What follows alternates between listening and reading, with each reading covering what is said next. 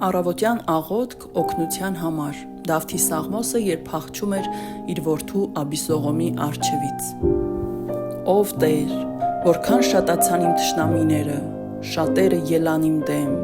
շատերն իմ անձի համար ասում են, սրա համար փրկություն չկա Աստծու մոտ, բայց դու, Տեր, իմ ասպարն ես, իմ փառքը և իմ գլուխը բարձրացնողը։ Իմ ձայնով աղաղակեցի Տիրոջը, և նա պատասխանեց ինձ իր սուրբ լեռից։ Ես պառկեցի ու քնեցի, զարթնեցի, որովհետև Տերը պահպանում է ինձ։ Ես չեմ վախենա բյուրավոր ժողովուրդներից, որ պատել են իմ չորս կողմը։ Վեր կաց, Տեր, փրկիր ինձ, ով իմ Աստված, որովհետև դու խփում ես իմ բոլոր թշնամիների այտին և փշրում ես ամբարիշտների ատամները։ Տիրոջն է փրկությունը, թող քո օրհնությունը լինի ժողովրդի վրա։